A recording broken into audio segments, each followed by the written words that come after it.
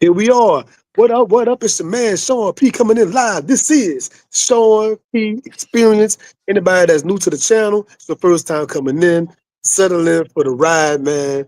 I am your host, Sean Polidor, 13-time self-published author, public speaker, community activist, instructor, amongst other things. And I love hosting this show, Sitting with the Griots, talking to authors, avid readers, filmmakers, editors, athletes, you name it. I love finding interesting people and bringing them on my show, talk about what they do and how we can all use some of their skill set to build better lives. I have an incredible guest on the show today. I love this brother. He was a guest on our Griot podcast months ago, and father, a hands-on father. He is definitely in the community, getting it in. Just finished doing some community work, right? He's a professor and the CEO of All This Math. Got my man Akil Parker. How you doing, my brother? What's going on, bro? I'm out. As I Man, say, I'm outside. You gotta you be you are. outside. You are. Yeah, You you gotta really, be really outside. outside. You really, really outside, man. Hey, before we start this, before we start the show, I'm gonna give a little funny story right quick, right? So hmm I love the Karen Hunter show. For those that don't know, here on YouTube, Karen Hunter and our brother Dr. Greg Carr, one of my favorite scholars of all time is Greg Carr. I've been maybe 5 or more years watching that show from the beginning. In a hmm regular Saturday morning, I'm just waking up, put the TV on, I'm doing my little thing. And Greg Carr starts talking about you, brother. Yeah, yeah, yeah. He first said your name. It's not really an uncommon name. Something, okay, it could be another Akil. I know a few Akils. I'm better getting ready. He started going into details about the math and what you were talking about that day, I guess. Maybe Ash Cat, something like that on that side. And I knew it was you. And I was just so proud to hear your name out of that man's mouth, man. Like, I had to hit you up, like, man, I just heard your name on Greg Carr's show. So, Yeah. how did that feel? Is the question. So I think when you had hit me up, I didn't get a chance to listen to the or watch the episode at that point. Yeah, I didn't know. A couple people hit me up actually, and it told me, So I mean, it felt good. It felt, I felt validated. It always feels good when the elders, validate you. They give you that stamp. You know, because we had the conversation previous to that at that conference that he mentioned too at the ASCAC Southern Regional Conference, where I did a presentation, talking about Dr. Clark and how Dr. Clark's, because the theme of the conference was Dr. Clark.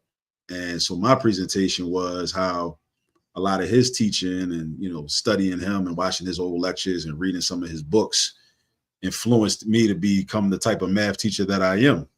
So that was my presentation, at the conference. And of course, Dr. Carr was there, and he gave me praises, at the conference. And then he just, he mentioned it to Karen that, we gotta we should do the math class, and Akil is ready. He's ready to teach it. So, it's like they say, like, you gotta, when the opportunity comes, you gotta be prepared. That's And right. that's something I've like Right. been learning like throughout life, is just sometimes the things that you want, you think like, well, I want this. So you want something and you want it right now. But maybe, the universe is like maybe telling you that you're not ready. You're not really ready yet. Or, it might be some other circumstances that might be prohibiting it or postponing it. And then, sometimes that's cool, but when it is time, like when it's time to go, like you gotta be ready, So fortunately I was ready when they were like, listen, like, because then she reached out to me, was like, do you want to do the class? And I'm like, yeah, like let's do it. Let's do it. So yeah. So that was, That is it that felt is good. that is incredibly major. Again, I've been a part of their narrative. They got their own platform, which I'm really, really salute that. Mhm. As far as the black company with their own platform, no need for YouTube or Instagram or none of that. They got their own structure over there on narrative and Nubia and stuff. For you to be a part of that whole universe, man, that's a major, major look, my brother. Yeah, I appreciate that. I'm really enjoying, like, tomorrow. As a matter of fact, I teach my class on Thursday mornings, from 9 to 10:30 Eastern time. And tomorrow morning I'm teaching the official third lesson. So I'm really enjoying it. I'm really enjoying doing the lesson planning, building out the curriculum, even doing the edits, like going back and like, saying, nah, I'm gonna add this. We gotta talk about this. And then if I talk about that, then we gotta talk about this. And, and it's cool, like, cause, it kind of fits, I think narrative is a good space where like the way I teach, math and, the things that I incorporate into it is really appreciated by that audience, cause that audience is, cause I got to tell people like Histomatics as a framework where I use Black history as an entry point for mathematics and mathematics as an entry point for Black history. A lot of that just comes from me just organically just, being in different classrooms where I was teaching geometry, or I was teaching pre-calculus, or I'm teaching stats, or I'm teaching algebra 1. And I'm like, yeah, we're going to do this work, but like, I really want to talk to y'all about Assata Shakur today. You know what I'm saying? Like, I really want to talk about Paul Robeson today. Or I really want to talk about, your folks from down in Louisiana. I want to talk about Charles Deslandes and that German close slave rebellion. I really want to talk about that, like, what I'm saying, because my students need to, they in Philly, from North Philly, West Philly, South Philly, wherever, they need to know about this because they're not going to learn it nowhere else. Most likely, more than likely, they're not going. And I know my colleagues, I know these other teachers in this building. I know they're not about to teach it. I already know that. No, they're not about to teach it. So I'm like, and I'm also not going to like complain about the fact that they're not going to teach it. I'm like, cool, well, I'll teach it. So I'm just trying to figure out a way to just incorporate that into the conversation, so we'll at least have heard of it and understand the world a little bit better. To be able to be able as young people, which will one day be adults, make some better choices because there'll be yes, more sir, yes, sir. good Let's information. work it back a little bit. So this show is called Sitting with the Griots. For those that don't know, the Griots or the griot, however you want to say it, the ancient African storytellers that kept all the tales and the secrets, and they were the walking libraries of the tribe. They were like a walking Google, if you will. And they did that through various methods, not just like writing or just books. They used various ways to do it. My question for my guests is always, how do you feel about carrying the moniker of being the modern griot, and you doing that via mathematics? Do you feel like a griot in your own way as far as how you disseminate information? You are an author for real. You are a teacher and a scholar for real. You're a professor. So what's your take on that?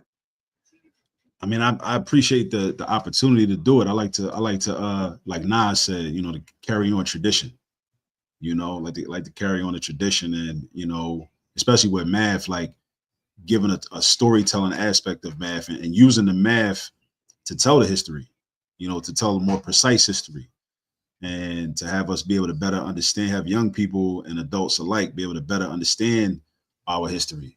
Because I remember it was a book. I mean, several books have done this for me, but one book in particular, Osajifo Kwame Nkrumah, his book, Neo-Colonialism, The Last Stage of Imperialism. And I remember reading that like back around like maybe 2012, 2013. And as I'm reading through that, I'm reflecting on, earning my finance degree and studying finance in undergrad.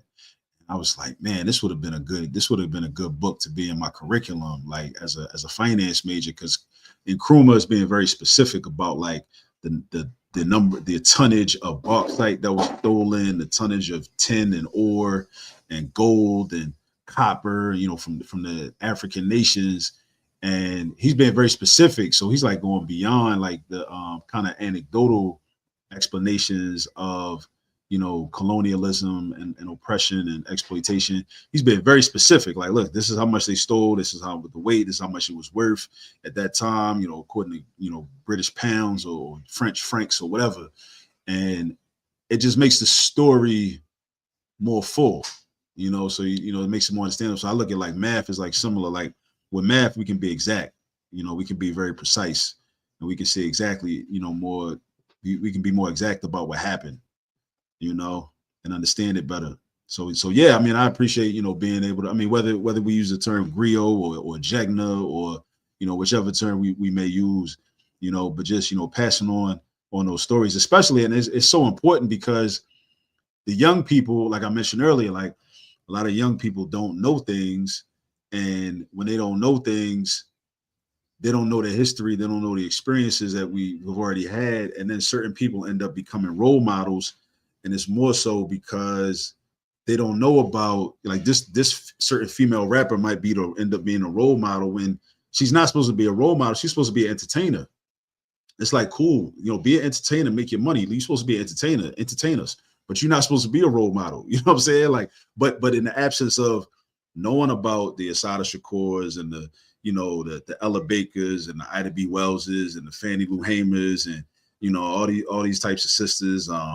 Tatina Silla, who was down with PAIGC and Amilcar Cabral going to war with the Portuguese and over there in Guinea-Bissau and whatnot. In the absence of knowing about all of those sisters, and even in Women's History Month, not finding out about them, then the entertainer is going to be the role model, or the kind of prepackaged assimilationist type Negro is going to be the role model, and that's what you're gonna learn about in school, like the safe Negro, you know what I'm saying, the respectable Negro. They're gonna become the role models in the absence of the history. So I appreciate the opportunity to be able to talk to the people and talk to the young people so they can say, all right, well, because I mean, you might still decide, all right, I like the assimilationist Negroes and that I like them, but that's cool. But at least you were given the opportunity to make a choice, because I gave you the radical, the revolutionary, brothers and sisters, and then you still made that choice. But some young people, and I be looking at these young people, I'm like, yo, I know for a fact, if you knew about some different people, you would not move like this. Like, you're moving the way you're moving, because I could tell, like, you have a certain character, you got a certain level of heart, but you just don't know no better. You just don't know. But if you knew, what I'm saying, if you knew better, you would do better. Like, I think about like somebody like a Thomas Sankara, right? And how Sankara came to the United States back in 1987 before the French assassinated him. And he was in Harlem delivering a speech. I think at if I'm not mistaken, it was the Harriet Tubman Independent School, and it was in connection with the Alombe Brath Foundation, or the Alombe Brath Organization.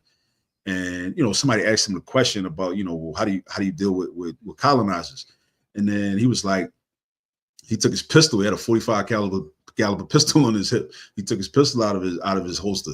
Like, this is how we deal with him, So it's like, I mean, I remember, and when you think about like all the commercial rappers that I grew up listening to, and all the gunplay and everything, and all the violence and whatnot, like, that was very, very energizing and very like appealing, But a lot of those songs and that attitude was about killing other black men.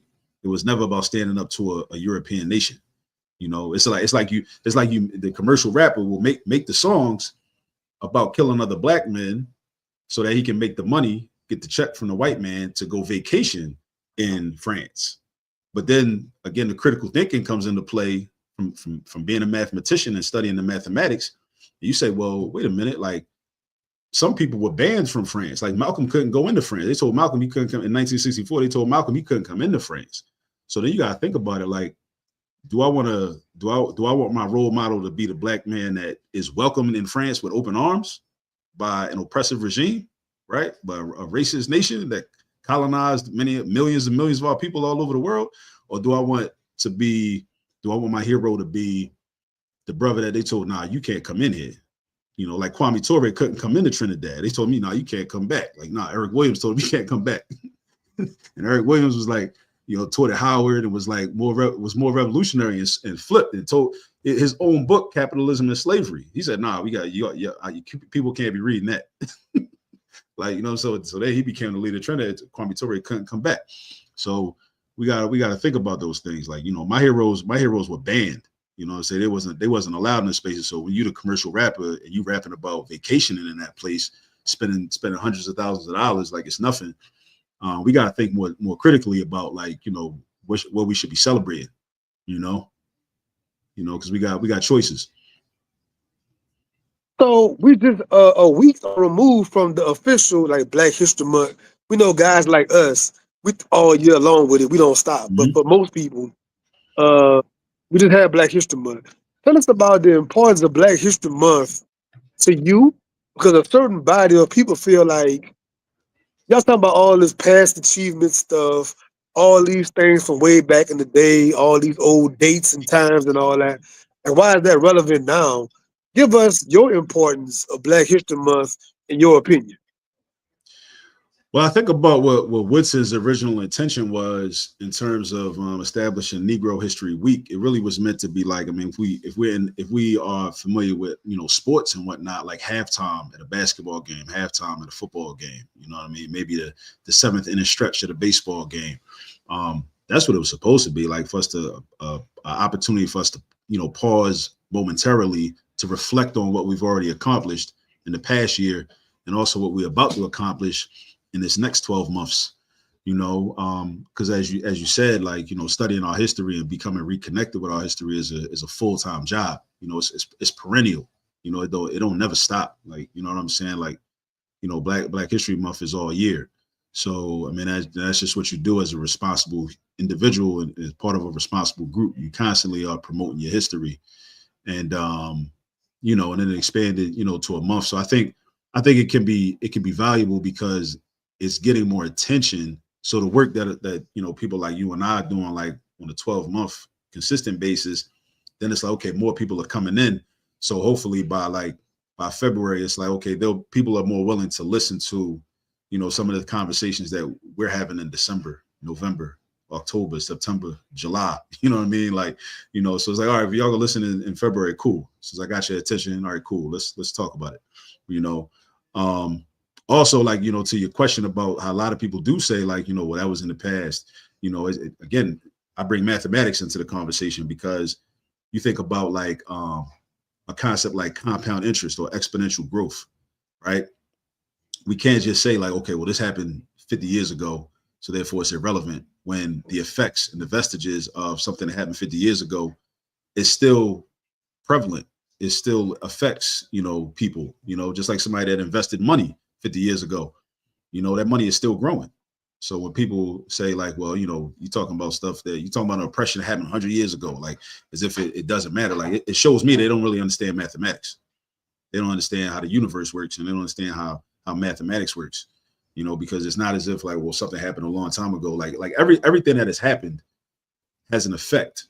And even like for people that say that they've never used y equals mx plus b, like the m variable in y equals mx plus b is the slope or the rate of change.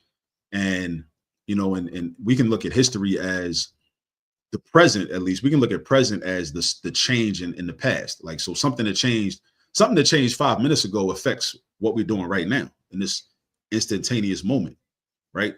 So the rate of change, something that happened 5 years ago affects what we're doing right now. Something that happened 50 years ago affects what we're doing right now.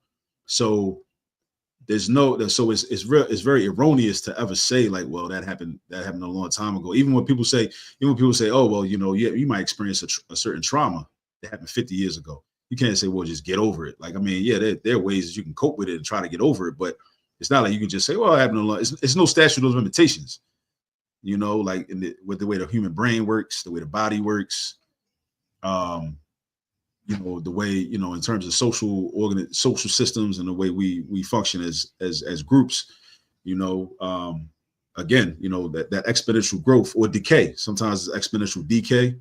And anybody's taking algebra 2 or pre-calculus, like, we do those types of problems, and we can graph those equations, exponential growth equations, those functions, exponential decay. A lot of times we look at them in terms of science, but or natural science like biology and chemistry, but they affect our everyday experience. So Black History Month is, it's important. It's an important time. Like I said, more of our people that aren't as committed to that type of work the other 11 months, it's cool. It's like, all right, I got your attention this month, so all right, let's chop it up.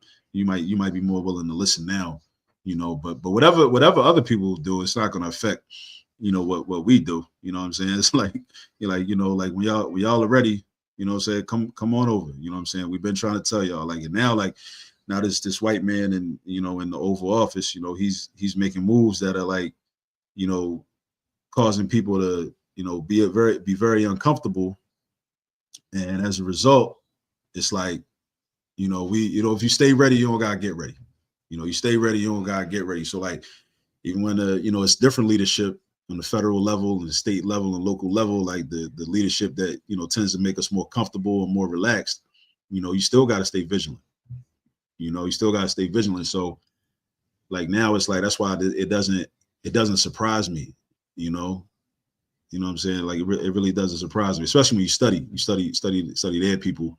I was talking to a brother the other day about the value of studying like European literature, you know, as a way of studying European culture. Because once upon a time, my position was I didn't really want to study it as much. I only wanted to read all the black books and all that, which is important. But again, we studying our enemies, so we got to know what's going to happen. And I think the fact that I've like read some of their work is like, wow, this guy doesn't surprise me. Like I'm very unsurprised. I'm like, okay, nah, because that's how they move. They write about it. And They glorify it. We you already know. mentioned that you mentioned John Henry Clark earlier. My favorite scholar of all time, personally, Dr. Clark. And he always talks about the importance of reading world history. Yeah, And so for yeah, the past couple of years, myself and my own studies, like you said, I spent about 15, 20 years wanting to only read our books, our scholars, but trying to expand my mind more recently, like, you know what, let me read world yeah, history to understand everything, chronologically overall to where we are now. You know what I'm saying? yeah, yeah, yeah. And some of those guys, like, because a lot of them they do a lot of infighting. Like Europeans do a lot of infighting, so you can often find like very valid critiques of some of these people and some of their positions. Like I'm one of the books I'm reading right now is the Bitcoin Standard, because I'm trying to learn more about Bitcoin and cryptocurrency. But this book is really not as much about Bitcoin as it is about the history of like Western monetary policy and Western economics. And this guy, the author, is like really going. So it's like it's like three camps in terms of like the European economists. You got the Austrian School of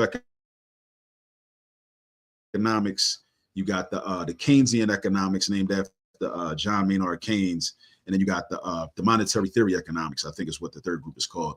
And the Austrian school is really like the Austrian school versus the Keynesians, and they just like just going at each other's throats, man. They just hate each other. So it's like it's decent, it's informative to be able to sit back and just study like how they fight. You know what I mean? Because it's like you got, and I think as people of African descent, we got to capitalize on that. Because I remember hearing Kwame Ture say that it sounded wild when he said it, but then I thought about it. He was talking about how Adolf Hitler was, to a certain degree, a benefit to African people, because Hitler trying to take over the world and crashing out, basically, he destabilized Europe. He destabilized the whole of Europe. So they didn't really have, like, the European nations didn't have as much power. Their power was compromised, and they couldn't devote and dedicate as many resources toward their colonies.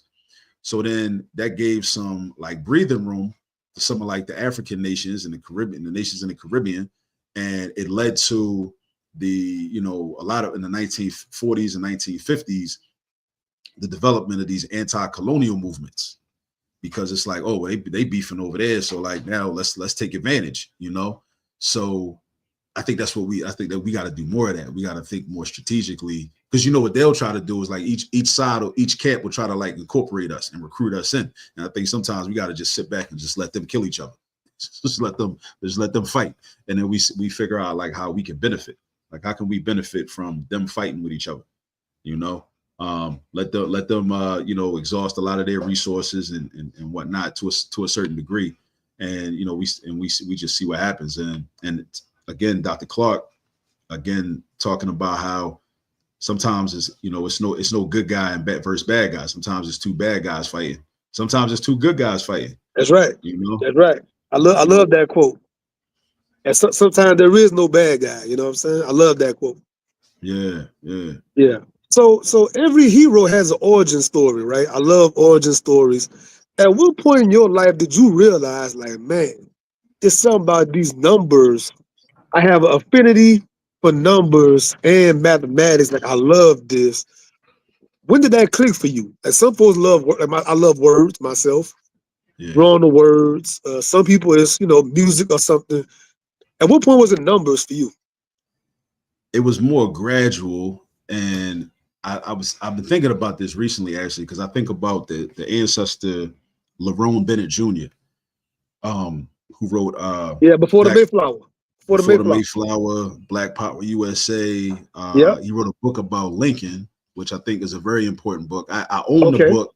I haven't read it yet, Okay. But basically, generally he talks about basically just unearths like the reality behind Lincoln, because we go to school, we get fed these stories about like the great emancipator, and he Lincoln freed the slaves and all that, and it's like, nah, it's more to the story than that. It ain't like that. You know what I'm saying? Like he told darky jokes, and he said that if he could have maintained the Union, without ending chattel slavery, he wouldn't have ended chattel slavery. All these types of things.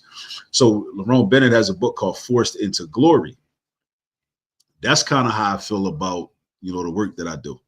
I was kind of forced into it. Kind of just going with the flow, and like I had responsibilities. Like I only really became a teacher because I was a bank examiner out of college, and that wasn't a good fit, and they were going to fire me.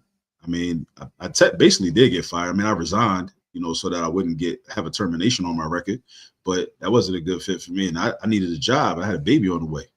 I had somebody pregnant, so I had a baby on the way. So I needed a job. So I'm like, well, what can I do? It was an economic necessity. So I'm like, well, people told me like if you're a black man that can black male teaching, you can kind of write your own ticket. You have a lot of opportunities. So I jumped in the classroom. It's kind of like how some people they come off the porch. They decide to hit the block. And it's like they think that's a good choice for them at the time. So for me, a good choice for me was to go into the classroom. I hit the classroom. And I just never looked back. And I just kind of just kept progressing and learning and studying as I went, and reading a lot, and developing myself as an educator. And then but I never really loved the numbers. Like I think the love didn't really develop until probably like 5 or 6 years ago. Like when I started teaching at Cheney, I was teaching math methods, and teaching math methods, I had to learn what people call the new math. And the new math is really just the old math, like rebranded. Like I was talking about this at that community math night I did over in West Baltimore, like that I just came from. I broke down new math versus old math. I'm like, I had my number three. I'm a little bit of a sneakerhead. I don't go as hard as I used to, but I have my number 3 black cement Jordans on. Right, I bought them. They kind of fresh. I wore them like once maybe before. I bought them in January. Right, but I'm telling people, I'm like, this is a new shoe, but it came out in 1987. Right, this shoe came out in 1987. The first release in 87. I had them do the math and do the calculation. How many years ago was that? So that was an opportunity to practice the math skill.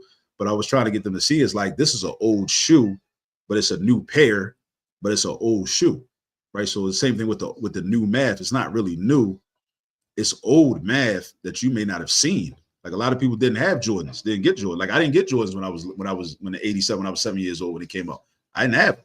I didn't get Yeah, Jordans till I was a grown I man. was 6. I was 6 years old. I didn't have Jordans till like high school. Yeah. So I think, man, my first pair, I had a pair of number five Jordans I got out the East Bay off the East Bay catalog. And those used to be out. Come on, man. The East Bay book. That's the classic Yeah. East Bay. Come on, man. That was like sophomore year in college. And that was my start. You know what I mean? So it's kind of like, with the learning what we call the new math, that seeing the conceptual side of math. Because when I was young learning math, I learned algorithms and formulas, and just like I know how to put the numbers in, and how to memorize the steps and get the answer. But if you ask me why it worked, I couldn't tell you. I didn't know, and that jams us up on the standardized test, because the standardized test, the people that write the standardized test, those are tests of exclusion. So they want to know if you understand the concept. So if you don't understand the concept and can't think abstractly about the math, you're going to lose out. So I would lose out in some of those situations. I start learning this because I got to teach it to these students at Cheney. Then I'm like, yo, okay, so now I understand why the formula works. Now I understand why the algorithm works. Just like the other day, I'm looking at the interior angle sum theory from geometry. And in school, I just learned, okay, n minus 2 times 180, meaning n is the number of sides. So if you got a polygon, like a triangle, for example, right? You know that the sum of all the angles is going to be 180, right? Because the formula says, well, really, you should just memorize that. But if you did use the formula, you take the number of sides, which is 3 minus 2, because it's n minus 2.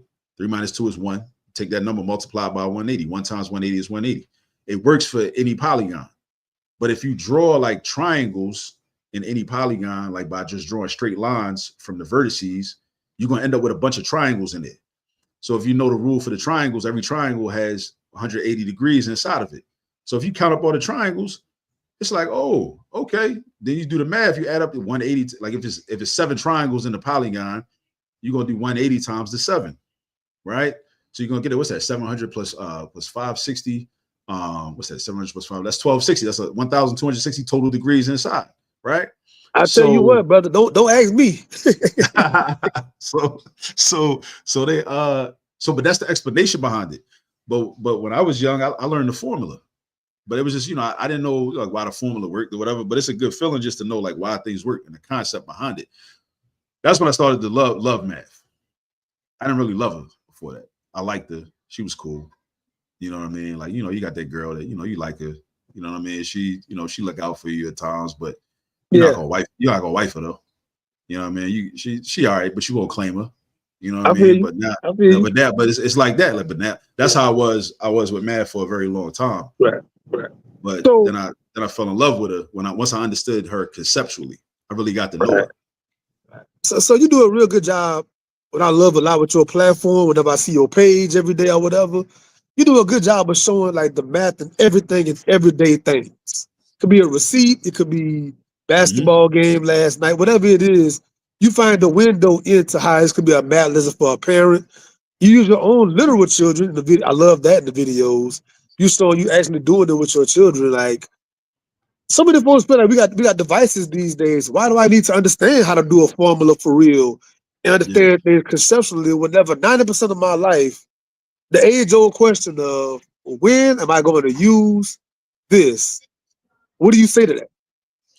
So that's an excellent question. And if there are any, I want to first say this: if there are any teachers watching this, I want to encourage you to not make the mistake that I would make early in my career, which is to become emotional about hearing that question and get upset with the students and the young people.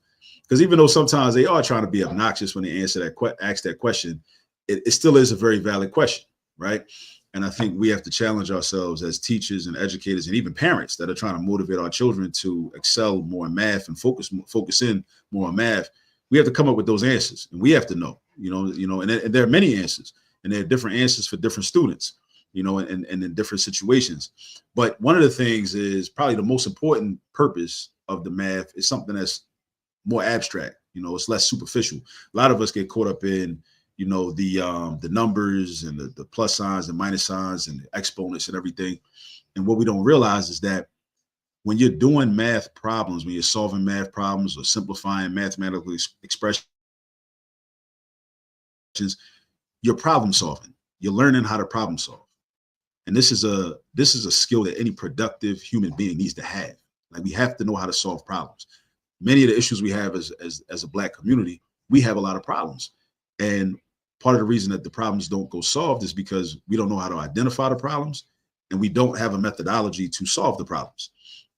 When you're sitting in 9th grade in an Algebra 1 class and you might be doing a problem with using the quadratic formula, the same mental process, the same systematic way of thinking that you go through, step-by-step process, figure out what the situation is. Let me read the word problem. Let me understand the word problem. Let me figure out what formula I want to use. Let me set up the equation. Let me figure out how to set up the equation. What equation should I have? Where should my numbers go? That's how you problem solve. That's a transferable skill. So you become a grown man, grown woman. You're inevitably gonna have issues. You might have a baby dad, a baby mom. You're gonna have issues, right? So you're gonna have your husband and wife, boyfriend, girlfriend. You're gonna have supervisor at your job, a coworker, somebody else, somebody at a store, and you're trying to get a refund on something, and they're telling you no because this is the policy, and you're like, well, you trying to figure out a loophole to go around the policy, or you're trying to contest whether this is, in fact, they're interpreting the policy properly. You got to know how to think critically. That's another reason, a benefit of math, critical thinking ability and analytical reasoning. Those are 2 other reasons, but it really comes down to problem solving. So when somebody says, when am I going to use this in life? You're going to use, if you want to be a problem solver, you want to be a responsible human being, a responsible adult, you got to know how to solve problems. So many other people don't know how to solve problems, which is why so many people resort to drugs and alcohol and other behaviors that are just really just tools of escapism. They just want to escape because they're like, yo, I got these problems. I need to forget these problems. So let me figure something out. Maybe I have, unhealthy, sexual practices, you know what I mean? Or do these other things that just make me feel like I don't have these problems. Maybe let me feed into my delusion so I don't believe that I actually have these problems when I do. And what I say is let's go back to math class. And in math class, let's actually lock in and do the work so we can develop our problem solving ability so that we become adults that know how to solve problems. Right. So when somebody says, well, I can ask Siri, or I can ask Alexa, or I can just, ask Chat GPT to get the answer. I'm like, yeah, you can do that. You can, but we got to realize this. It's like, we want to have options, right? We want to have options. Oftentimes, that's not an option. When you can only ask Chat GPT or you can only ask Alexa or Siri, that's not an option, right? Like I was talking, I recorded a reel earlier. I ain't posted yet, but I recorded. I was talking about going to the laundromat and using the wash and fold service, right? Now, that's an option for me, right? I'm fortunate enough to have the resources to do that, but I want to conserve time and use my time for other things, my time and my energy for other things that I feel are more important. So pay a little more to have somebody do that for me. But I know how to wash clothes. I remember I was in 7th grade and I used to complain to my mom about my clothes being dirty. So what did my mom do? She said, all right, you're going to complain. All right, I'm going to teach you how to wash clothes. So whatever you want to wash your clothes, just go ahead and wash your clothes. I know how to wash clothes for over 30 years, right? So I have an option to either wash my own clothes or pay somebody else to wash clothes. But when you're a person, you're in a situation where that's not where you don't know how to wash clothes. All you're gonna do is just pay somebody else, or your clothes is gonna be dirty. You're just gonna be nasty. House gonna be stinking because you got dirty laundry all over the place, right? So you know what I'm saying? It's not an option, right? So we want to have options, right? Just like with a calculator, it's like I know how to do 798 times 324. I know how to write that out, set that up in multiple different ways. I know how to do that, but I might say, I want to be more efficient. I want to save time, so I'm gonna use the calculator. I'm gonna let the calculator do it, but I know how to do it though. You know what I'm saying? But a lot of people don't know how to do it. They're like, well, why do I have to learn how to do it if a computer can do it for me? And I think that's a dangerous mindset to have, because then we put ourselves at the mercy of the computers. And now, with artificial intelligence, a lot of the conversations we're having now, which is something I just recently started studying. I started studying artificial intelligence. I ordered some books online about it. And because I'm trying to learn more about it, because it's in conversation all the time. And I think we got to learn more about it. We got to learn more about artificial intelligence because it's the future. We can't deny it. But yeah, so I definitely think that, we want the technology and the computers to be an option, instead of just being our only course of action. I definitely want to hop in on that technology piece, right? Because we do live in a very tech-driven world right now, and the need for us to be in the coding space, in the programming space, and like you said, AI is not coming; it's here. It's a very much part of our everyday life already. Tell us about getting our kids interested in math, in science, and engineering, because they need to be the ones up and coming.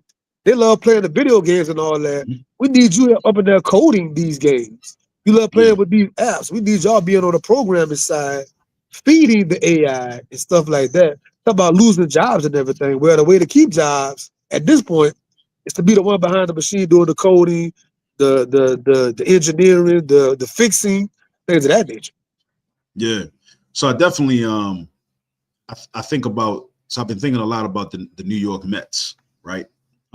Growing up, I was born in New York, so I was a Yankee. I was born in the Bronx, so I was a Yankee fan. But I like the Mets too, because Mets had Dwight Gooden back in the day, had Darryl Strawberry, Mookie Wilson back in the 80s. And I like the acronym Mets better than STEM, because what STEM does is it puts the M at the end, which puts mathematics on par with science, technology, and engineering, which I'm not a fan of, because I think many of us would agree that math is the gateway or the gatekeeper toward the science, technology, and engineering, right? So we have to, I think one of the things we can do to increase the number of our young people that are going into these technical fields is we got to get them that solid foundation in math. Because once they get that solid foundation in math, then they're like, all right, okay, well, what can I do with this math? Okay, well, you can do computer science with math, or you can do engineering with math. You can do these calculations in scientific experiments in biology, chemistry, physics. I mean, But physics and chemistry definitely are basically just math classes. They're basically just a course full of math word problems, right? Which is why the math classes are prerequisites for the physics and the chemistry, you know. So yeah, just getting them that solid, because what happens is, this is something I have a concern about, is like there are a lot of programs, after school programs, Saturday programs, summer programs dealing in STEM. And I don't know that a lot of those programs do a good enough job with supplementing the application, which is very important. The application is very important, extremely important, right? Application of robotics, um, designing different vehicles, building bridges, testing tension, and different, just doing different types of things in engineering, science, and technology, right? Um, of supplementing that with just raw mathematics, raw algebra, raw geometry, raw pre-calculus statistics. I think what some people are doing is they're replacing the mathematics with the application. And the issue with that is, you may have students and young people that go through their youth, and they get access to these programs where they can learn computer coding, they can learn, engineering concepts and practices, they can learn about science, and but yet they're not learning the math. They're still, the math is still falling by the wayside. They're not learning the math. So then it's like, okay, well, now it's time for me to go to college, and I want to be an engineer. I like it, but I got to take calculus, go up to calculus 3, and then take differential equations. And they're like, oh, but I hate math. I'm scared of math. So guess what? I'm not going to be an engineer. But it's like, but you would be a good engineer. You'd be good at it. You understand the concepts. You're not going to be able to meet the prerequisites. You're not going to be able to jump through the hoops and take the coursework so that you can go actually do that job.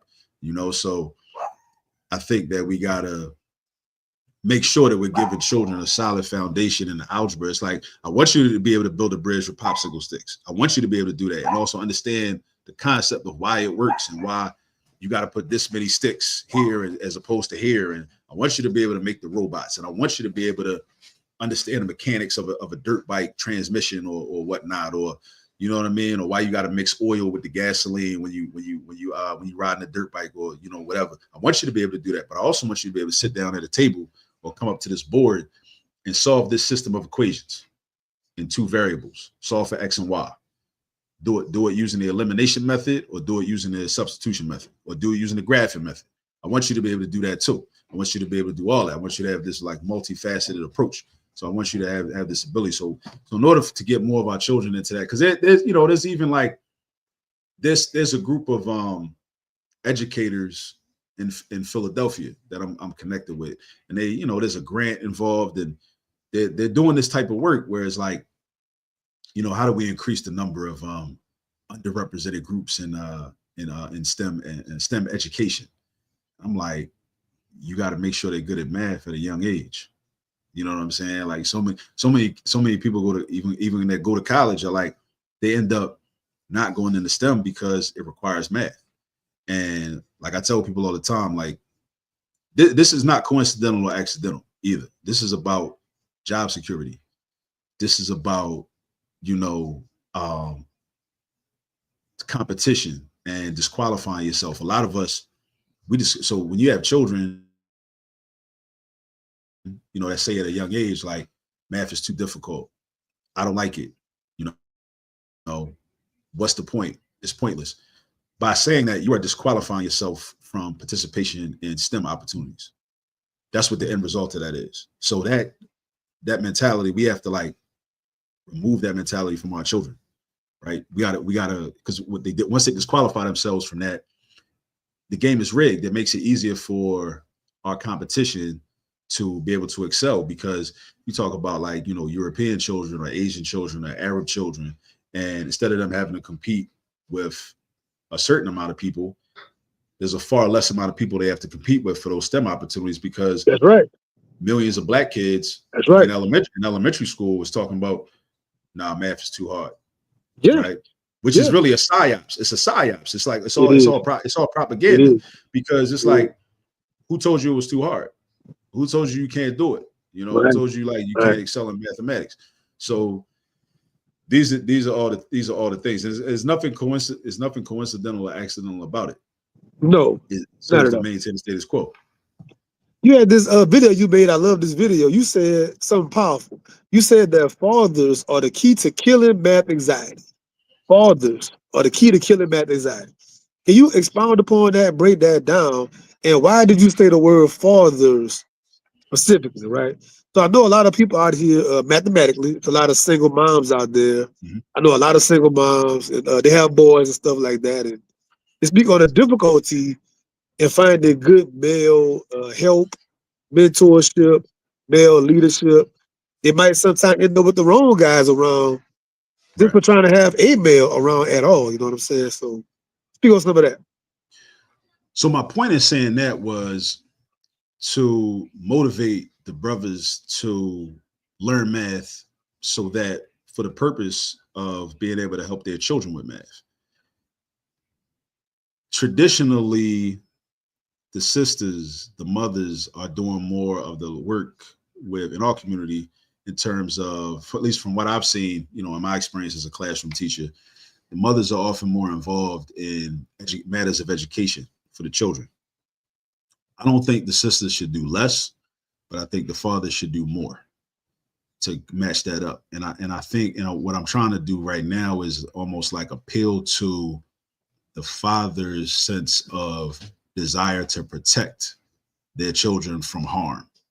As fathers, we want to protect our children from harm. I mean, mothers want to do that too, but it's a little different the way we do it. We want to protect our children from harm, and a lot of our children are being harmed by this discomfort they have with mathematics. Children come home with homework to do and sitting at the dining room table, sitting at the kitchen table, like really either in tears or almost in tears because of not understanding the concepts, being frustrated, being angry. And, as a father, we should be able to like protect our children from that, just like we would want to protect our children from anything, even some things that we can't protect them from. We still want to protect them. It's all like innate, urge and desire. But that requires us learning the skill so that we can say, youngin, I got you, I'm gonna help you with this. I'm gonna show you how to do this step by step. All right. Or, baby girl, I got you. I'm gonna help you with this. You don't got nothing to worry about. I got you. But you can't do that if you don't know it yourself. And if you don't know it yourself, you got to go learn it. You got to go learn it. You got to do it. And a lot of us as fathers, we were once boys that were alienated in math classes. We felt uncomfortable in math class. We didn't like our teacher. Our teacher didn't like us. We might have had negative experiences. Our classmates might have called us dumb, might have called us names when we raised our hand and didn't understand things. We might have failed tests and quizzes all the time. So we don't like math, right? But we grown men now. You might see math as a bully. You got to get over that. Whatever you got to do that, you got to do it, because it's like with parenting. Once you become a parent, it's not even about you no more.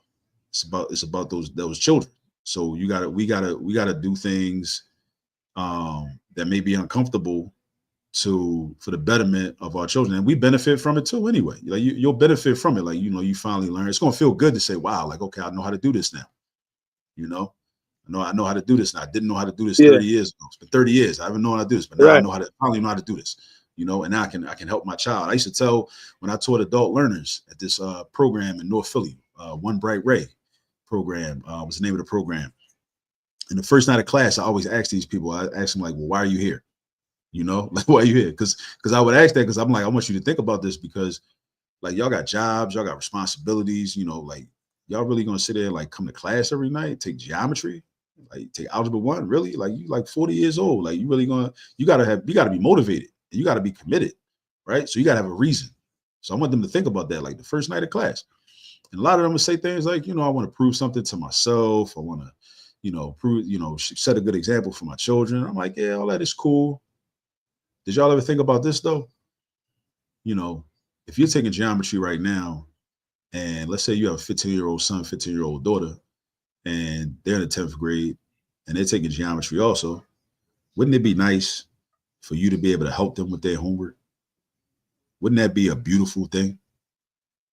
A beautiful thing. I have an ambitious goal that, which is to help our community be a community where we as parents are able to help our children with their math homework for as long as they live under our roof. I mean, if you got a child in 12th grade and they take a calculus 1, right, or a AP calculus class, you can sit down at the table and help them find some derivatives, use the chain rule, all that. Like, you know what I'm saying? Like, that's my goal. That's an ambitious goal. It's going to take work, but that's what I'm here for, right? I want us to be able to do that, And But yeah, but it's you go mentioned about ahead. the Jordans earlier, right? They came out in '87 for an example. And a Yeah. lot of us guys at this age, we go back and buy the old shoes that we couldn't get, the Mm-hmm. Barclays, the Penny Hardaways, the Air Max, whatever. It's a certain nostalgia. Like, man, I couldn't get them when I was in high school, but now I can finally get them. So I could Right. imagine the same feeling of acquiring skills you didn't have in school. When it comes to mathematics, you finally acquired the skill. It's still a good feeling that I finally got it. You know what I'm saying? That is. I'm gonna use that. I'm gonna use that. Like, yeah, the next podcast I go on. Yeah, I'm gonna use that. I'm gonna use that in one of my presentations too. One of my math nights next week. I'm doing a couple of them down here in Baltimore next week too. I was supposed to Yeah, do one man. tomorrow, but we had to it had to get rescheduled. But yeah, that's key, right? It's a parallel. Like in geometry, it's a parallel. And I wanted to talk about geometry real quick too. But yeah, that's a parallel. Like, you didn't understand algebra when you was 15. Now you 35. Now you 45. Like, learn it now. Just like, okay, maybe you was in high school, you couldn't get the pretty girls. Then you get a little older, get a couple more dollars, you get a couple of dollars, you got some more confidence. Now you're getting pretty women now. You know what I'm saying? Like, we can do this. The same thing with mathematics. The same exact thing. You didn't get the math then, now you get it now. But in terms of geometry, also, to the other question you asked, which is like, what's it when the students say, well, I got to learn this. Well, what do I care about triangles? And I don't want to be an interior decorator. I don't want to be an architect. Why do I got to learn this? Well, listen, what geometry really does is, especially if you're dealing with geometric proofs, I want people to be very aware of this. It helps you to create a cogent argument and form a cogent argument and be able to substantiate your claim, right? So you don't have to default to just pure emotion, which is what a lot of people do. Like, if I say, okay, given this information, all right, this is a right triangle, and this angle is this measurement, and this leg is this long, or whatever. Now I want you to prove that this is congruent. This triangle is congruent to that triangle. This angle is congruent to that angle. Again, if we're superficial, we get caught up in the fact that we're dealing with triangles. Like, man, I don't care about triangles. Nah, bro, it's deeper than that. You're being challenged to make a convincing argument that is logical, that is based in logic, and to be able to present that. We're just using shapes as a tool to do it, as a vehicle in which to do it. But that's transferable. I mean, you could be arguing about who you think the greatest rapper of all time is, or who you think the greatest basketball player of all time is, or NFL running back of all time is. Can you make a convincing argument given this information? Can you make a convincing argument, and can it stand up to scrutiny? If you could do that with triangles and circles and trapezoids, you should be able to do that with anything, right? This is what lawyers do. So lawyers But study logic. Logic is a subgroup of geometry. So even in the law, and whether you being an attorney, you have to be logical and understand logic. you know what you just did right there. I always felt like if I would have had that in junior high or high school, I would have gravitated toward math so much, I want to say faster and easier. I was a typical 1980s, 1990s basketball head, right? Typical young black male, got hoop dreams. Didn't really care about school. I saw Dr. Kaba Combinate one time said Yeah. about the mathematics and shooting the jump shot. Right. Like, if Right. you're real proficient at a jump shot, clearly you understand some mathematics on shooting that ball at a certain place to get to this point and all these Mhm. things he broke down in that particular demonstration. I was like, bruh, if I would have heard math like that in high school, We I can would we can have been model it. crazy with it. The basketball is a projectile, so it's physics, but like I said, physics is basically just a math class with applications. So algebra 2, sometimes algebra 1, we deal with parabolas. We sketch parabolas, and we're able to draw, we're able to figure out, okay, well, where should I stand at you know, and what should the arc be in my shot in order to make sure it goes in. Like mathematically, like we can map that out on paper, right? And this is what the greats do. This is what Steph Curry does. You know what I mean? He knows where he needs to stand, and he knows like how much I need to put on the shot. You know, the flick of the wrist, all that. Like they know that this can be modeled mathematically. This is algebra. You know, just because we might not be told it's algebra, we think it's not algebra, but it is algebra. And another thing I want to say is like I think that's a key point too. Like people just knowing what math is and knowing what algebra is, like that's such a key point. Like the same commercial rappers that will go on a podcast and say, I never needed algebra 1, never needed algebra 2, I never used that in life.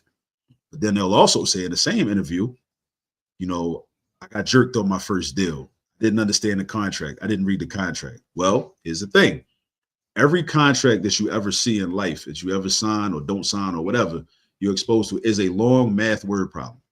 Every contract is a math word problem filled with percentages, ratios, proportions, different mathematical relationships between this amount versus that amount. And then, okay, well, this in 5 years, we're going to do this. And in 10 years, it's going to change to this. This is a sliding scale. And all of that is mathematical, right? So what they try to have us think is that, well, you know, there's no math in that. It's just reading comprehension. Well, what are you trying to read and what are you trying to comprehend? There's mathematics in there, right? But bro, even whenever you nerd out the hip hop, which I'm a classic once again hip hop head, right, as well.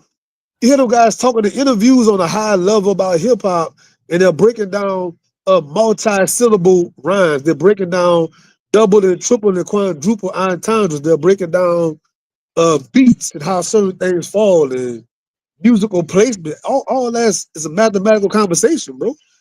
All of it.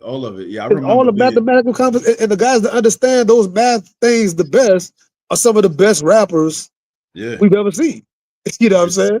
It's math and music. Like my homeboy down here in Baltimore, DJ 5 Star, Kendrick. That's his program. He teaches math through DJing, like math through DJing. It's math and music. And I remember back when I was young, and I used to like when I would try to memorize the songs.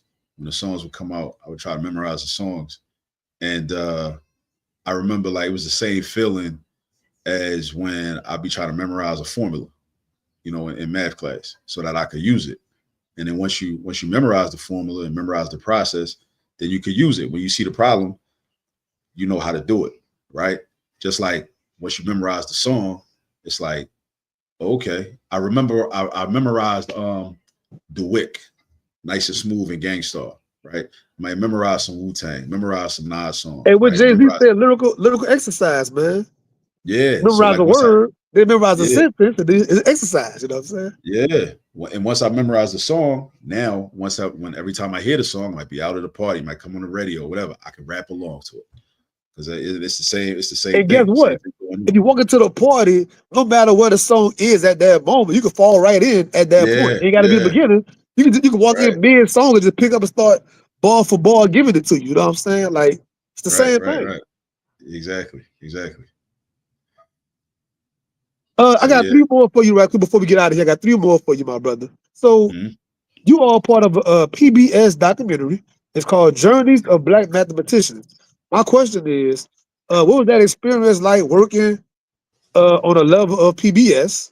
And secondly, how does it feel being a part of something like that? Again, back to my point about being forced into glory. That was a situation. I was in the right place at the right time. One of the things I learned from studying the late Kwame Ture, well, I highly recommend everybody should study Kwame Ture, formerly known as Stokely Carmichael. Study that brother. There's plenty of. Man, I love Stokely Carmichael. It's a phenomenal biography about him by one of my favorite scholars, Dr. Pioneer Joseph. Go out there and get that Stokely Carmichael. And check out his so he had his own autobiography from previous to that. Ready for Revolution. Yeah, check that too. But he one thing he said he harped on was like be a part of an organization. You got to be organized. You got to be part of organizations. So being a math teacher, I found out, I don't even remember how I found out about him, but it's an organization called the National Association of Mathematicians, which was started in 1969. It was started by some black math professors. So to wait a try minute. to. Is it black only, or is it pure mathematicians, like, period? It's math professors, Okay, okay, mathematicians, okay. undergraduate and graduate math students. Oh, you know what? I remember when I found out about them. Somebody put me on to um, a math club virtual meeting during the pandemic. Yeah, this was during the pandemic at Morgan State. Morgan State, some students, somebody connected me with some students at Morgan that were in a math club. So I went to their meeting because I was trying to promote my YouTube channel, for math support. And then they told me about this organization I had never heard of before called NAM, or National Association of Mathematicians, right? Um, so I got involved with them. I submitted a proposal to present at one of their conferences. It was virtual because it was during the pandemic when I first got involved. And then I presented again the following year in 2021. And then 2022, they asked me to be their keynote speaker at one of their events called the Math Fest. And it happened to be at Morgan. Around the same time, these people from this production company started filming this documentary called Journeys of Black Mathematicians. So I was just in the right place at the right time. Somebody like sent me over there. And they said, "Oh, well, we're filming this documentary. Like, are you a mathematician?" I'm like, "Yeah." And so would you be interested in being interviewed? I'm like, "Yeah." So I sat down and they interviewed me. And then next thing I know, they was like, "Do you know any other people?" I'm like, "Yeah, my homeboy that I went to high school with and also went to Morgan with. He owns an educational service company. My good brother, Dr. Dante Ryan, and his wife, Tony Ryan, they own the Ryan Institute, which is educational services, company. So I put them on. So then the production team went and ended up interviewing them. So that's how we both got in there. And along with, those other, the other PhD mathematicians and math educators that are featured in there as well. So I was just in the right place at the right time. But, it's one of those things where, like, when you do the work and sometimes you just end up in the right place at the right time because you've been doing the work, and it's like the universe just works out like that. That's So right. then I just That's right. I got to say my piece. And, I shouted out the ancestor Bob Moses, who actually is in this heavily in this new documentary called Count It Out, which I just had the opportunity to see last week when I was down at South by Southwest EDU. My Because I brother, was there. I'm With so Bob glad you Moses. said that. It's a brand new book that just came out about Bob Moses. I just talked to the author on Instagram a couple of days ago. I'm trying to get him on the show. I just shot my shot to him, see if he'll give me the green light or not. But I wrote the publicist to get a copy of the book about Bob Okay. Moses just a couple of days. I'm glad you said that name. Yeah, yeah, because they talked in this other documentary called Count It Out. They talk heavily about the algebra project. They got a lot of footage from down in Miami. Talking to the youth that was in the algebra project and some of the teachers and whatnot. But yeah, Journeys of Black Mathematicians I think it's an important movie because it just on a very fundamental level. It shows Black people doing math. Like, I think something that we don't talk about enough in our community is the fact that one of the reasons that our children don't excel in math, and there's several reasons for this, and nothing of it is coincidental or accidental. This is intellectual warfare, like Jacob Carruthers said. So some people out here got the game rigged to make sure that we don't excel at math because it benefits them. Um, what was I about to say? I was talking about Bob Moses and oh, this is the thing. It came back to me. We don't see Black people doing math. We don't see Black people doing math. We Yes. see See, we see Black. It's very simple. It's a very simple thing. We see Black people bro. playing basketball, playing Yes. football, Yes. singing, Yes. dancing, being a comedian, telling Right. jokes. We see Black people selling dope. We see Black people like just doing a lot of things, right? But we don't see we see Black women being See, baddies. You know what I'm saying? Like I was brothers, going. standing around looking cool. But we don't see Black people doing math. We I was don't, gonna we don't skip. see that. I was gonna skip this question actually, but you just brought you went smack into it, right?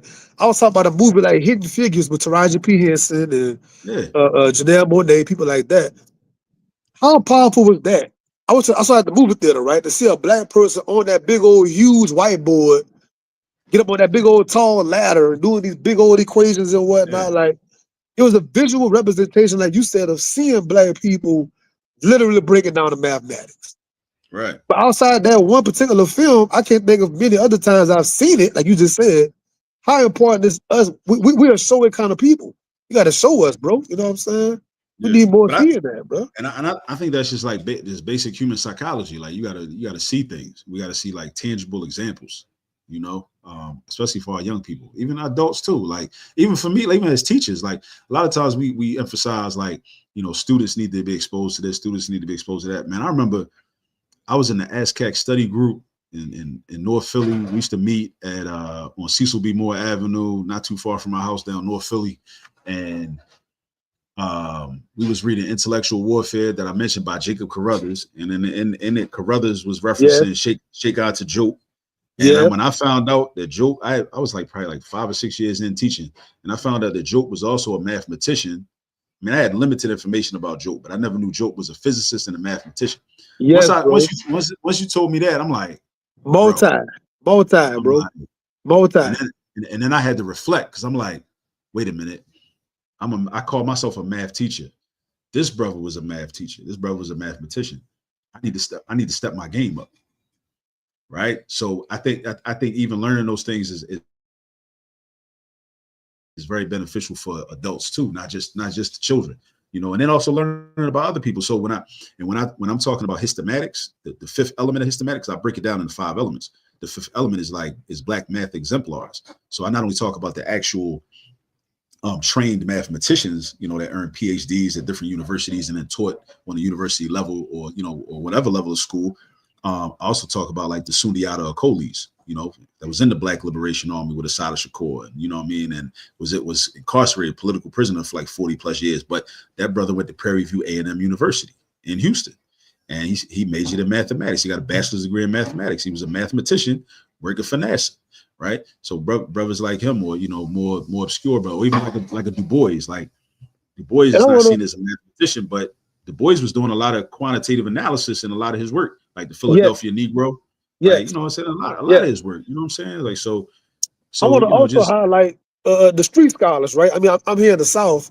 We don't really have it as prevalent at all here, but I know, like on the East Coast, in the Midwest, places like that, where you have the 5% Nation, you have, of mm-hmm, course, the Nation of Islam, other these groups, and they're focused on mathematics. And in mm-hmm, today's mathematics, they're breaking down mathematics and putting it into songs.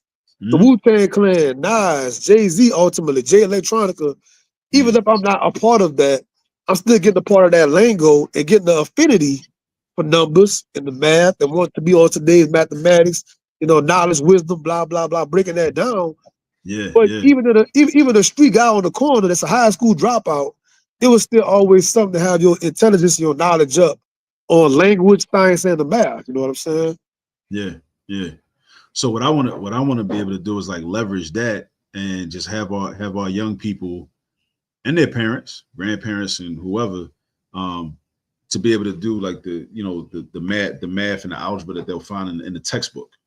Be able to sit down and be able to do more intuitive calculating, but also like, all right, that's what we're doing, in this algebra 2 class, you know. Um, so that's why I created the YouTube channel. So as a resource for people to be able to go to at any time, Yeah, be able to learn, develop their math skills, also to and also the book. The book volume yeah, 1, volume 2. right. Volume 2 is coming out. I need to set a date for it, a release date Hey, for it. whenever you But drop that, man, come back on the show and do some promo, man. Whenever you drop it, just let me know, and yeah, I'll bring you right back up, man. Come right back. yeah. I appreciate that. But Yeah, volume one is already out. Check that out. How to use all this math, volume 1. It's available on Amazon right now. And yeah, but yeah, I want to definitely highlight and big up your YouTube channel, man. Definitely go check out the brother channel. Look at his playlist. He has mhm, a plethora of all different kinds of math. I would say equations and examples of different pockets of math. If you're a parent, for sure. If you're a teacher, educator, you're a mentor. Anybody dealing with the youth, especially, man. Anybody, but dealing with the youth, definitely check out the page. Let your children watch the page. Man. You can learn a whole lot, man. a lot. Yeah, and that's what I made it for. You know what I'm saying? I made it for like, people that have these OST programs, after school programs and whatnot. Like So if you have the youth and you have homework time for them, but you might not be as strong in math yourself, like that's one of the purposes of me creating and maintaining the channel. So you can have access, and you can have access and have a resource that can help you with that, can help you with the algebra, the arithmetic, the geometry, the stats, the pre-cal, whatever you might need. We got over 850 videos. When we pushing 850 is crazy. yeah, like we getting close to 7,000 subscribers. Matter of fact, I'm about to Man, check it right now. congratulations, brother. Congratulations, man. Yeah, we had 6.99K. You deserve it, Yeah, man. Congratulations, brother. 6.99K. Yeah, I appreciate that. We about to hit 7,000. So I mentioned you being mentioned by Dr. Greg Carr. You're a part of Narrative now, the Narrative family. I'm very, very Yeah, proud about that. I'm proud for you, that bro. yeah. Be a part of PBS documentary. So when is the PBS thing available? When is that going to air? So it was airing all through Black History Month at different times. I need to So it's look out. into. It's currently out. Well, it was out in February. I'm not sure if it's still available now. I need to Okay. check. I need to look into Okay. that. Okay. But Okay. if you Google search journeys of Black mathematicians, they have their own website. Okay. The movie itself Okay. has its own website. The production You company better, created a movie you better go a and see website it, for it. download it. Okay. Yeah, you might be able to. I'm not sure. If you're able to. I hope you are, because I want to get a copy. I want to get a DVD copy of it. I need to Yeah, talk to them about you that. need that, man. You need that, brother. You need that. Definitely. And it's And, it's actually two parts. So I'm in it's two part one. parts. I'm featured in part one, but then in part two, there's more mathematicians. Right. They get interviewed. So they So broke it down into two parts. let me say the importance of visuals, right? Whether a person agrees with it or not is not relevant. Whenever the first Hidden Colors came out back in like 2011, 2012, that was major for me in my personal development when it comes to history and our people and just the hunger and the thirst for wanting to attack our history 24/7, like we said, right? Whether you agree with the director or not, you agree with the scholars on there or not, for you to go and do your own knowledge is the main point to me. So the same Yeah, thing with this whole mathematical documentary you a part of. Those documentaries for me is a jump off point to go and do your own research, your own scholarship, get your own books, whatever you got to do. A lot of those scholars on Hidden Colors, I have personal connections with. I've made, I've gone to friendships with them. I've had private conversations with these brothers, and I've done my own scholarship outside of here. But the Hidden Color was a jump off point that I needed. mm-hmm. All those documentaries. It gave me something I wouldn't have had, and I shared it with all of my friends that didn't know about this stuff. You know what I mean? The importance of documentaries. Exactly. Like something that Dr. Carr always mentions on In Class with Carr. He talks about this concept of entry points. Entry points are so key. And sometimes that's what it is. I think oftentimes we might get some people get uncomfortable because we're looking for heroes sometimes, right? And because we're looking for heroes, when we find a person that we're rocking with them and are like, we agree with what they're saying, and you know what I mean, we like what they're saying, but then we find out something that we disagree with, then it's like it's a problem. Instead of us just looking at like, what can I learn? What can I learn? And even like if there's something you disagree with, like maybe that's an opportunity for us to interrogate our own thoughts and analysis, and see if maybe we need to refine our own analysis. But a lot of times people are, looking for heroes instead of just, looking for information that they can like leverage, because I mean, there's people that I've studied in the past, and, I might have, had a lot of respect for them at first, but then I found out things about them and I'm like, but I still appreciate the fact that, they were what they exposed me to was something that was valuable to me, and at the time when they exposed me to it. We So I call it appreciate it. eating the meat, spit out the bones. You know what I'm saying? You're not taking the whole thing hook, line, and sinker. I'm gonna take this. I'm gonna take that from it. I don't need the rest of it. I'm gonna take what I Yeah. need from it, though. What I can get from it. You gotta approach it like that, man. Yeah, definitely.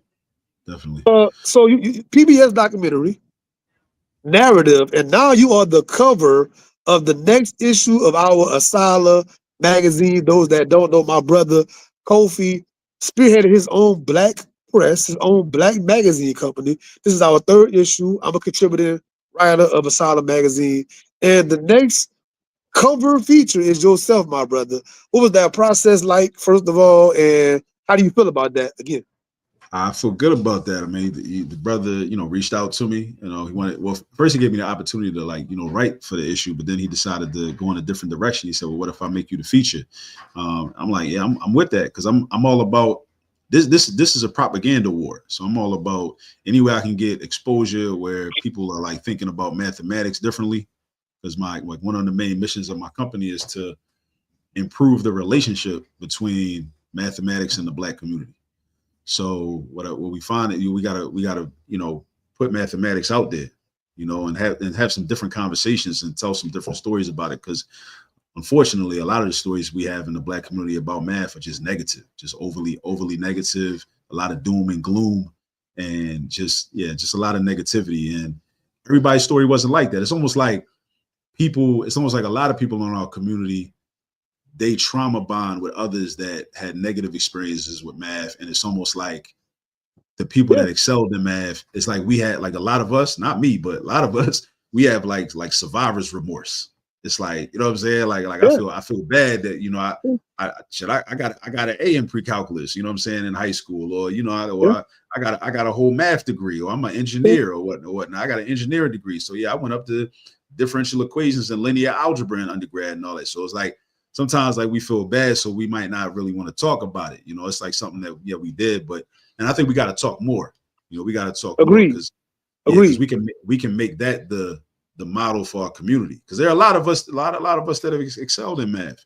And we got to just start talking about it differently. And I think also we got to like kind of disconnect from this concept of Negro exceptionalism that doesn't really help the collective. It helps individuals, but it doesn't help. It doesn't help the collective. The exceptional Negro. Yeah. Because what happens is like let's say I excel in math, right? And then somebody says to me, "Oh, well, you're real smart. You must be smarter than the rest of us." At that moment, I have an option. I have two options. I can either go with that, right? And I can say, "Oh yeah, you're right. I'm just naturally just smarter than the rest of y'all, right?" Or I can say, "Nah, I had good teachers and I've had an opportunity to really study and practice. And if you would commit to it, you could have the same outcome that I have. We all can. Our whole community can. We can all excel in math, right? But I think it takes people like myself that have been able to excel in math to make this more of a community effort, instead of just because I could very easily just allow, people to like, stroke my ego and just make me feel great about, oh, you the math guy, you the math whiz and the math genius and all that. And I say, and kind of feed into that. And then what that can do is I can actually discourage people. Because if I go that route, then it'll discourage other people because they'll be thinking, well, I'm not him, so I can never be good at math. I got to be him to be good at math. I'm like, nah, like, you know what I'm saying? Like, I'm gonna tell you what to do, right? That's right. Like I said, I created the YouTube channel. You can go watch lessons and watch videos of different topics, but then you got to practice on your own. You got to practice. Got to practice. You got to practice. Like everything else. Put the work in. Yeah, like everything else. You got to like practice. Sports, like anything. You got to right bars, whatever. Yeah, you got to practice. Yeah, you got to practice and put the work in. On a more human, everyday level, how you feel being the cover of the magazine? Because being in the same kind of era, I feel like our ages. Most of us read Slam magazine growing up, Double XL, Source, Vibe, all those kind of magazines. So like, you being on the cover of a freaking magazine, but how does that feel, dog? I hadn't thought about it. When I see it, it's gonna be crazy. It's gonna be crazy. Yeah, it's gonna be crazy when I finally see it. I've never been on the cover of a magazine before. Me either. I've never done it. Yeah, I've been in. Let me think. I've been featured. I've written articles in magazines. But no, never the cover though. Yeah. Now you got me thinking about it. Yeah, I'm looking forward to that. The cover gonna be dope. I mean, based on the last two issues, the cover gonna be. You know what? You want a physical copy of that, brother? You want a physical? I told him. I told Kofi. Yeah, I told Kofi. I said, you want a physical, dog? Yeah. The cover. You got to put that in the frame or something. I don't know how you gonna do it, but I don't want to say too much. But yeah, you got to do something with that, bro. Yeah. Nah, man, but thank you as always for your time. I love watching your channel and your Instagram. Tell the people before you leave, where could they find you? Where could they tap into you? Like, let them know where to get a hold of you, man.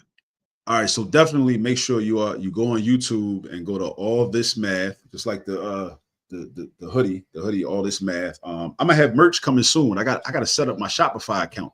I got to set up my Shopify account, Yeah, like get kind that of merch. learn, never learn how to maneuver in there. Because yeah, it's a movement. So I want people to have the hoodies and the sweatshirts and the t-shirts and the Hey, sweatsuits and all that. holla at Kofi on that too, man. Holla at Kofi on that, bro. Real talk. He's good. He's good with the Shopify. Holla at Kofi on that. I will do that. I'm Yeah, gonna definitely do that. holla at Kofi on that, bro. Yeah, I'm gonna definitely do that. But so yeah, that YouTube, All This Math, Instagram, All This Math. Yep. I'm gonna start using TikTok. I have TikTok. I haven't been as active on TikTok, but TikTok gets more engagement. I seen it for myself. Like it gets more engagement than even the Instagram. But yeah, so see me on Especially, you know TikTok what? also. Dealing with the youth, I know that's one of your target audiences. Yeah. Definitely TikTok way more than any other platform. They on there more than anything. Yeah. They on that TikTok more than anything, bro. So definitely want to be over there for real. Yeah, I gotta do that. I gotta make that happen. Yeah. I gotta make that happen. Also, like the website, allthismath.com, www.allthismath.com, and the book, like I said earlier, the book is available. The book, How to Use All This Math, Volume 1, that's available on Amazon. So you can check that out.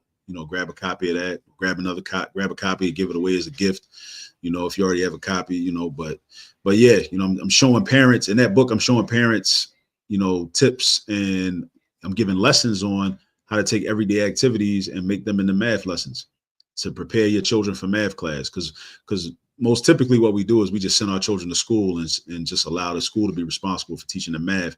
And that doesn't work for us. So we gotta do some of the teaching, and at least some of the teaching at home, so they'll have at least a strong foundation in terms of, developing their math skills. So when they get into the classroom, they'll at least be familiar with a lot of the content in the curriculum. That's what we want. So, whether you're being in the kitchen with your children, in the car, walking down the street, I'm giving, different I'm showing you how to create, teachable moments, similar to what I do in a lot of my reels on Instagram and on TikTok. But, the book is a little more involved. Well, thank you very much, my man. Like I said to you earlier, man, whenever that second book drop, or even besides the book, just you want to come up and talk some more math, man, you always welcome on the platform. You got a VIP green light, man. Just hit me up and we'll get a time of the day. We'll rock, man. I appreciate it, man. Definitely. Yes, sir. Definitely appreciate you sharing your platform with me. Man, always, brother. Always open to you, man. And for all my guests, until next time on the Sean P Experience, I will see y'all next time. Peace, blessing. Thank y'all. Peace.